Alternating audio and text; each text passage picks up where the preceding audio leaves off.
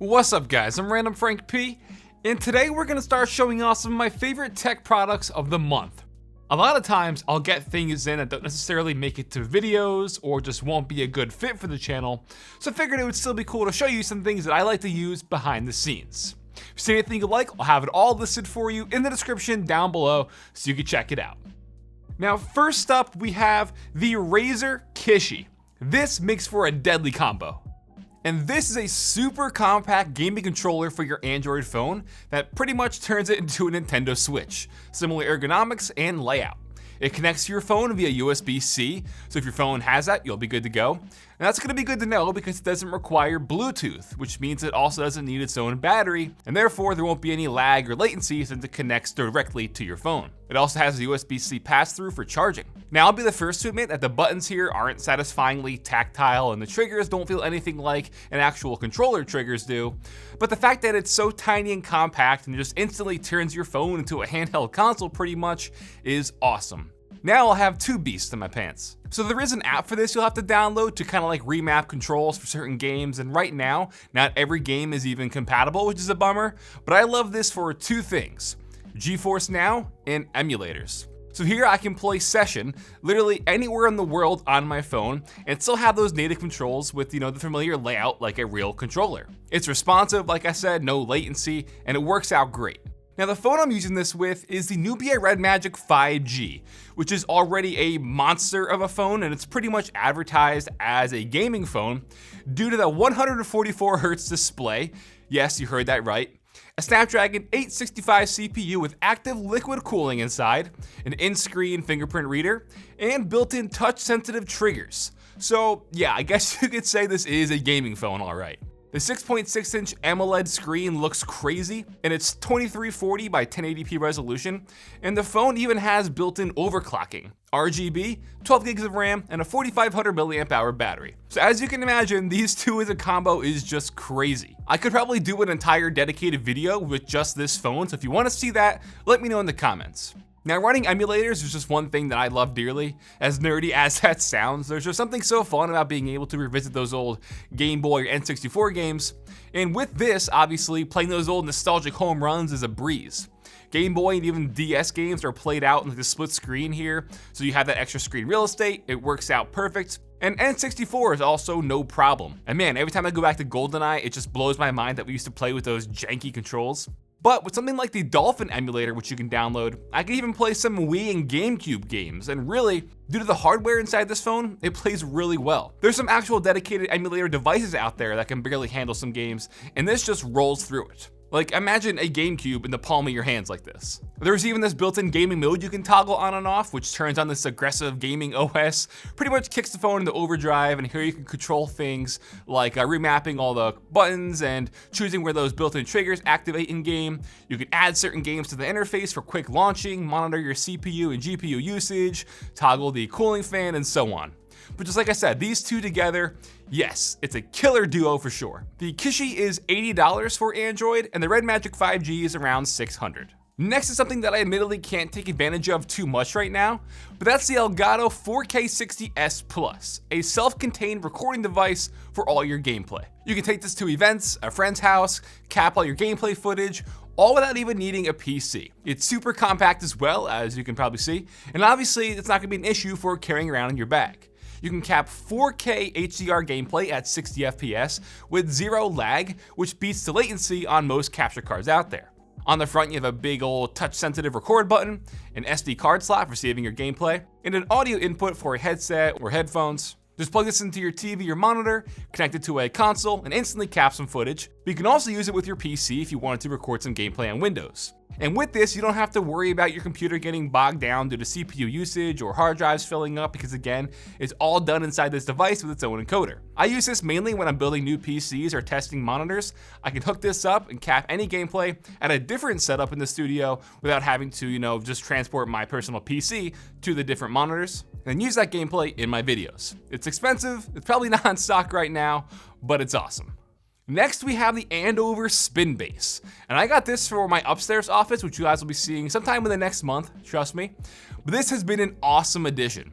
The spin base is a 270-degree speaker platform that has 2 woofers and 2 tweeters built in to create this expansive stereo image. I'm also using this with the spin deck, which is their turntable, and aesthetically they go together like peanut butter and jelly. You can use any record player with this, but I just got their spin deck as a bundle with it. Over the years, I'd always pick up records from my favorite bands, but never really once used them because I never had a record player. But I saw this deal, knew I had to pick them up. So the spin deck sits on top of the spin base, plugs right in, and you're good to go. The spin base also has built-in Bluetooth if you want to, play music from your phone, as well as dedicated bass and treble EQs. Now, a lot of the times you don't want your turntable on the same surface as speakers just due to the vibrations.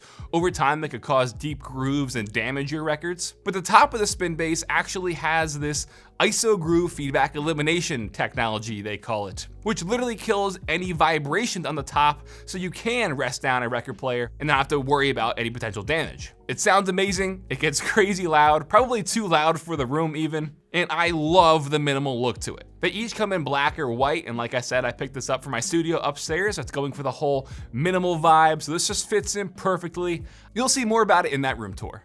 So I've been loving the spin base. Another thing I've been thinking about is, what if you added this to your desk setup and you use this kind of like a monitor riser, and then now you have this 270-degree speaker right there in front of you on your desk. I think that'd be cool as well. But this comes in at $299. Then coming in at number 5, we have a game, and I don't care if people complain, this is legitimately one of my favorite things out there right now, Session. And yes, games are technology. Session is a skateboarding simulator, and even though they finally just announced Skate 4, this will happily fill the void until then. There are a lot of things I love about this, and I'll throw some gameplay up while you listen to me rant about it. First is the modding community. From decks, clothes, to maps, the modding community out there has helped really take this game to the next level on PC. People have created some really awesome maps, probably over 100 out there, I'd say. But something like this Hometown one, which is about a guy who was on the rise and then lost it all. Now he's back home revisiting his old skate warehouse. And you have some collectibles and events that trigger.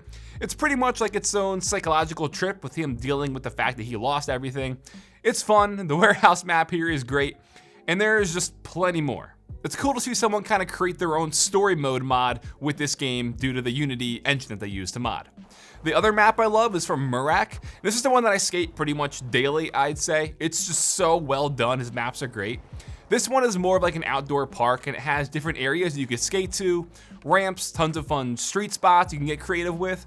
I think that's what I love about Session the most, the fact that you can literally do whatever you want as a skater. If you have a creative mindset when it comes to skating, you'll be perfect in this game. But what's also really unique about it is the fact that the controls are completely different than the Skate franchise and what you're probably used to. Here you turn with the triggers, and each foot is its own joystick. I play Goofy, so you can kind of switch it up on how you ride. But this means you can literally mimic any trick just like you would in real life with your foot movements, except now they're the actual analog inputs. It definitely took me some time to get used to, admittedly. I've been playing this since September, and I'm still not that good at it, but it is really fun. Another cool thing in this game is the full 24-hour day and night cycle. So you can skate during the day, skate at night, which definitely provides a cool ambiance to your gameplay. You can manually toggle which kind of time you want to skate as well. And guess what? I haven't even talked about the actual maps that come with the game stock. So the map you start out in is Chatham Towers, which is a 1-to-1 recreation of a part of New York City. Let me tell you, I spent the first week playing this game just pretty much running around and exploring. It's huge. There's famous spots like the Brooklyn Banks, One Police Plaza, James Madison Plaza. They've also been adding other maps to the game, like an indoor 4-level parking garage, their own Creature Park, which you can access by the Brooklyn Banks. That's this indoor 2-story park, which is kind of like an old abandoned warehouse here. There's some really cool spots inside. They also just released a map of the Pyramid Ledges, which is just outside the Chatham Towers map. But this is a very famous skate spot in real life. And there's also the famous Les Coleman Park, which is also pretty famous, recently added as well. This is pretty much on the other side of the map. Some other things to touch on is you have your own apartment for watching replays, customizing your board and skater. There's also an in-game item dropper for putting down your own rails, ramps, kickers, tables, lights. There's probably 20 or so different items you can just place in-game and really even create your own spot if you want. And this is cool because in real life, if it's getting dark out, you want to film, you can bring your spotlights, set them up, and skate. It's only $20 on Steam, also just got released on Xbox Early Access or Early Preview, whatever they call it. Highly recommend it, loving this game. Alright guys, that'll wrap it up for this episode of my favorite tech of the month. Hope you enjoyed, and like I said, if you want to see a more detailed video on anything specifically that I showed off today, let me know in the comments, and also let me know if you like this video. Should I do these monthly, every other month, every season? Let me know down below. But if you did like it, give it a thumbs up to show your support. Feel free to follow me on Twitter at randomfrankp. And last, if you haven't already, hit that subscribe button. Hope you all enjoyed. Have a good day.